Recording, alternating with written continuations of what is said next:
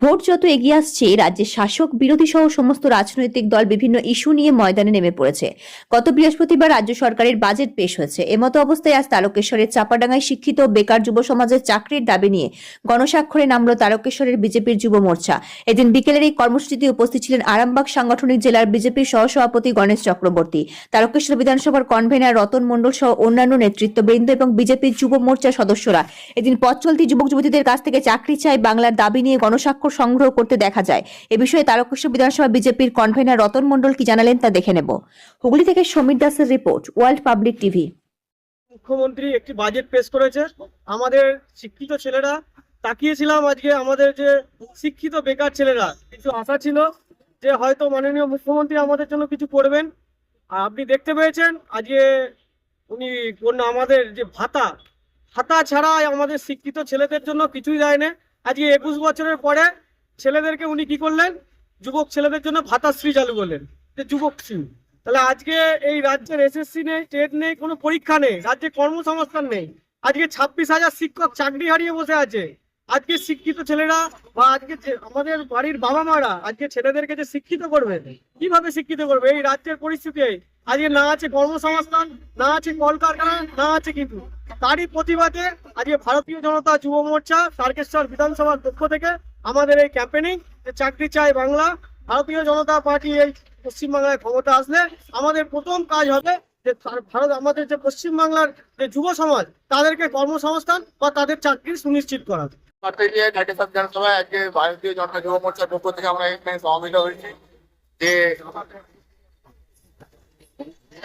আগামী প্রজন্মের কথা ভেবে আমাদের যুব সমাজের যে চাকরি চায় জনগণ বা চাকরি চায় যুব সমাজ, তার জন্য একটা প্রকল্প নিয়ে আমরা আজকে জনসমাজ করছি, মানুষের মধ্যে যাচ্ছি, তাদের স্বাক্ষর করি আমরা ড্রপ বক্সে তুলছি। তো এই যে মানুষ চাকরি নেই, কাজকর্ম নেই, চারিদিকে চুকিয়ে আছে, ঠিক আছে, মমতা ব্যানার্জির সরকার মানুষের 1,000 টাকা করে দিয়ে মানুষকে কিনে নিতে চাইছে, ঠিক আছে, যুব সমাজকে একদম অধঃপতনে ফেলে দিতে চাইছে।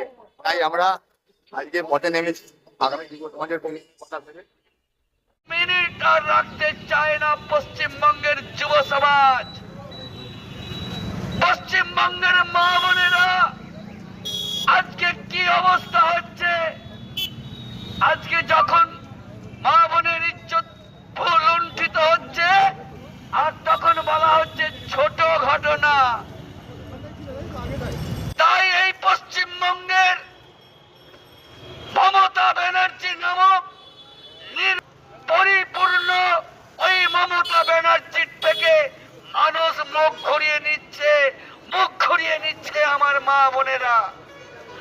আর ওই মেয়েটি ওই কুমিরের কান্না করা ওই মমতা ব্যানার্জির ভিক্ষের ঝুলি আর মেয়েরা অনেক গ্রামে গ্রামে ফিরিয়ে দিয়ে বলছে আমরা আর ওই ভিক্ষের ঝুলি নেব না। তাই আমি মা বোনের কাছে করজোরে বলবো, হ্যাঁ আপনারা নেবেন, আপনারা 1,500 টাকা নেবেন, অবশ্যই নেবেন, এটা আপনাদের অধিকার। কারণ জনগণের টাকা দিয়ে, সাধারণ মানুষের ট্যাক্সের টাকায় ওই টাকা দেয়া হচ্ছে। তাই ওই টাকা আপনি নেবেন অবশ্যই, কিন্তু হিসেব অনেক বাকি আছে।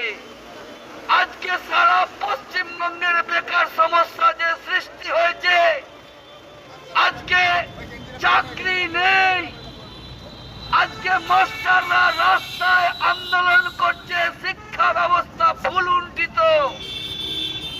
আজকে আমরা বলছি শিক্ষাকে ফিরিয়ে আনতে হবে, আর তার জন্য আজকে আমরা বেকার যুবক রাস্তায় নেমে আন্দোলন করছি। আমরা বলছি কি যে না, অনেক হয়েছে,